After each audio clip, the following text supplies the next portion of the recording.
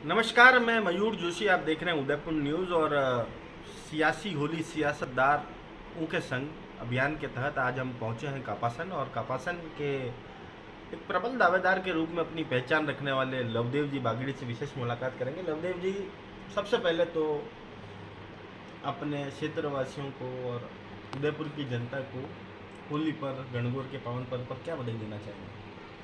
सबसे पहले तो मैं होली की और गणगौर की पूरे राजस्थान वासियों को, शहर वासियों को मैं बधाई देता हूँ, शुभकामना देता हूँ कि हिंदुत्व का एक पर्व आप बड़ी धूमधाम से, हर्षोल्लास से मनाएं और खुशहाली आपके परिवार में आए। और आपके चैनल को भी मैं बहुत बहुत इस त्यौहार पर शुभकामना देता हूँ कि आपका चैनल भी बहुत नित तरक्की करे, आगे बढ़े। जी, अब कुछ सियासी सवाल आपसे पूछेंगे क्योंकि ये होली सियासी होली इसलिए कही जा रही है क्योंकि चुनावी वर्ष है और इस साल चुनाव भी होने हैं विधानसभा के। क्या लगता है आपको कि इस बार क्या भाजपा अपनी सरकार बना पाएगी? बिल्कुल मयूर जी, इस बार जनता ने पूरा विश्वास बीजेपी पर जताया है। हर बार की तरह इस बार फिर से राजस्थान में बीजेपी की सरकार बनेगी। जी, एक बात बताएं कि लंबे समय से आप राजनीति में सक्रिय हैं, पूर्व में आप पार्षद भी रहे और उसके बाद जिंदगी में एक मौका आपको मिला कि एसटी मोर्चा के आप प्रदेश में कोई पोस्ट लाने वाले थे, पर किन्हीं कारणों की वजह से वो पोस्ट आप तक नहीं पहुंच पाई। पार्टी के लिए हमेशा आपने सेक्रीफाइसेस भी दिए हैं और पार्टी ने भी आपको बहुत कुछ दिया है उसकी वजह। विधानसभा की जो दावेदारी आपकी कपासन से हो रही है, उसके पीछे क्या वजह है कि 28 सीटों में एकमात्र सीट होने की वजह है और सभी 28 सीटों के जो युवा हैं सबका ध्यान कपासन की तरफ है, एससी युवाओं का। इन सारी चीज़ों को कैसे देखते हैं और पार्टी इन सारी चीज़ों को कैसे मैनेज करती है? देखो, सबसे बड़ी बात कि उदयपुर संभाग में 28 सीटें, 28 सीटों में सिर्फ एक सीट एसी की है। अब एसी वर्ग का जो भी युवा है, जो बीजेपी से जुड़ा हुआ है, वो कहाँ जाएगा? जी। उसको तो भाई एक ही सीट कपासन की है, एसी की, तो वो वही जाएगा। जनरल पे तो वो लड़ नहीं सकता, जनरल पे उसको टिकट नहीं मिल सकता, तो वो अपनी दावेदारी रखने के लिए कहाँ जाएगा? पूरा संभाग इतना बड़ा है और एक सीट कपासन की है। उदयपुर वाले भी उसमें दावेदारी करेंगे, चित्तौड़ वाले भी करेंगे, अपने राजसमंद वाले भी करेंगे, अपने कपासन से वाले लोग वो भी करेंगे। सब मिल के उसमें दावेदारी करते हैं, मगर टिकट तो एक ही को मिलेगा। और पार्टी जिसको चाहेगी उसको टिकट मिलेगा, जो काम कर रहा है उसको टिकट मिलेगा। मेरा ऐसा मानना है कि पार्टी किसी पैराशूट को टिकट न दे, कार्यकर्ताओं को टिकट दे। जो कार्यकर्ता जो काम कर रहा है फील्ड में, उसको टिकट दे तो ज़्यादा खुशी होगी। जी, एक बात बताएं कि कांग्रेस ने पिछली बार अपना दाव आनंदीराम जी खटीक के ऊपर खेला और उन्होंने बहुत अच्छा उनको कंपटीशन दिया, दिनकर साहब, जो कि 2 बार के विधायक हैं। अगर गुजरात और हिमाचल की तर्ज पर चुनाव होता है तो इस बार हो सकता है कि जिंगर साहब को टिकट ना मिले। तो क्या आपको लगता है कि आप आनंदीराम जी खटीक से बराबरी का मुकाबला चिर प्रतिद्वंदी के रूप में कर पाएंगे? पार्टी अगर मौका देगी, हमारे यहाँ शीर्ष नेतृत्व बैठा हुआ है, जयपुर में भी, दिल्ली में भी। पार्टी अगर हम पे भरोसा करेगी तो हम बिल्कुल वहाँ से चुनाव लड़ेंगे और जीत के बताएंगे। हमने जब कपासन का सर्वे करा तो एक चीज़ हमने पाई कि वहाँ पर एक समुदाय विशेष में एक रोष है कि सामान्य सेठ की नगरी होने के बावजूद भी कपासन विधानसभा के अंदर एक भी गेट मंदिर का नहीं है। इन सारी चीज़ों को कैसे देखते हैं? और जब आप बात हिंदुत्व की करते हैं, अभी हमने देखा कि बागेश्वर धाम भी उदयपुर आया तो संघ ने पूरा कार्यक्रम आयोजित करवाया और एक पूरा भगवामयी माहौल उदयपुर का हो गया। क्या अगर लवदेव बागड़ी के सर पर ताज आता है तो ये जो भैरवगढ़, जो कपासन का पूर्व में नाम भैरवगढ़ था, वहां पर सावरिया सेठ का मंदिर का दरवाजा बन पाएगा या नहीं? अगर मंदिर, इतना बड़ा सावरिया सेठ का मंदिर है वहाँ पे, जहाँ करोड़ों लोग आते हैं दर्शन करने के लिए, और वहाँ अगर ऐसा कोई गेट अगर बनना है तो बनाएंगे। जी। अगर हमें मौका मिला तो गेट बनना है तो बनाएंगे हम। जी, बिल्कुल। और क्या योगी जी की तर्ज पर कपासन का जो पूर्व में नाम भैरवगढ़ था उसे भी वापस लाने का प्रयास करें? क्योंकि वहाँ के लोग कपास की खेती करते थे इसलिए उसका नाम कपासन पड़ गया।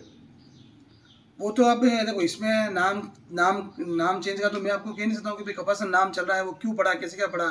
अगर ऐसा कुछ शीर्ष नेतृत्व अगर इसका कोई उनके तक बात हम पहुंचाएंगे और इससे जो भी इसका हल निकलेगा वो निकालेंगे और हम तो साथ हैं उनके।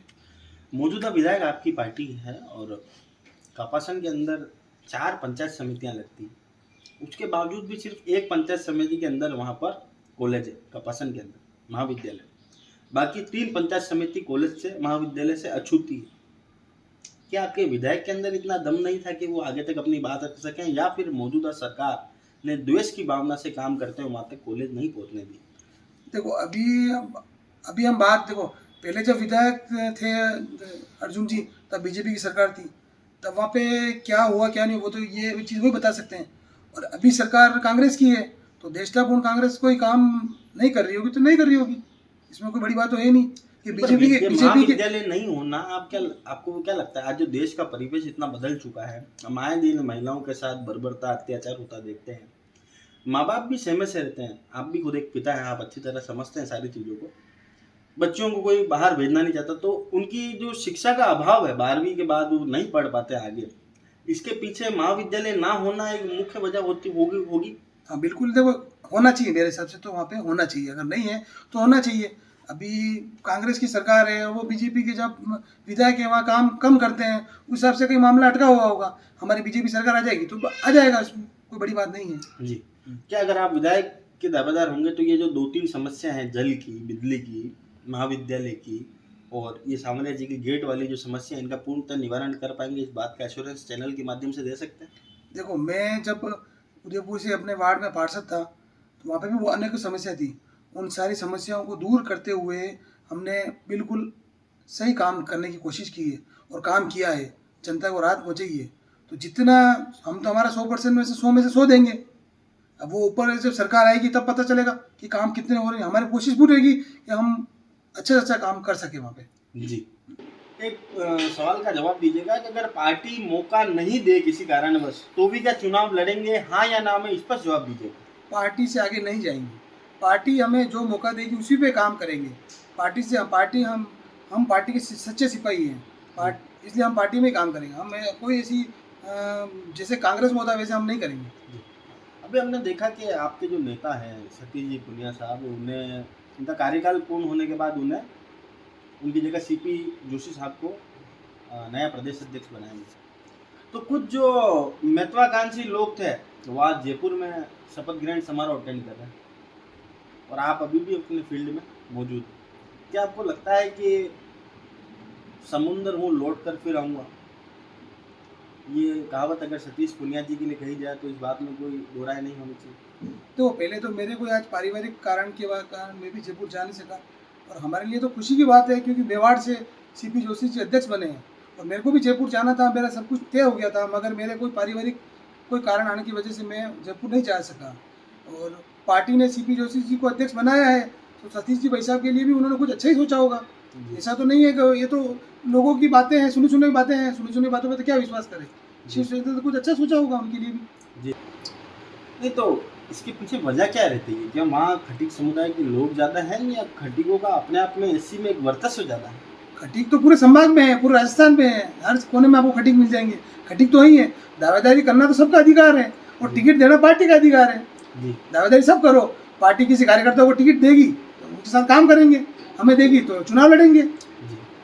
आपके ऊपर कुछ लोगों ने इल्ज़ाम भी लगाए हैं कि आपकी जो छवि है वो आपकी छवि कुछ असामाजिक तत्वों के साथ आप रहते हैं, जिसकी वजह से कुछ लोगों का ये इल्ज़ाम है कि आपकी छवि एक असामाजिक नेता के रूप में स्थापित करी।